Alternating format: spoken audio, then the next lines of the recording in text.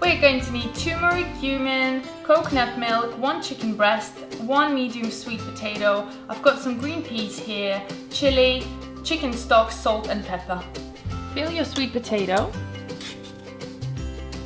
Cut your sweet potato into cubes.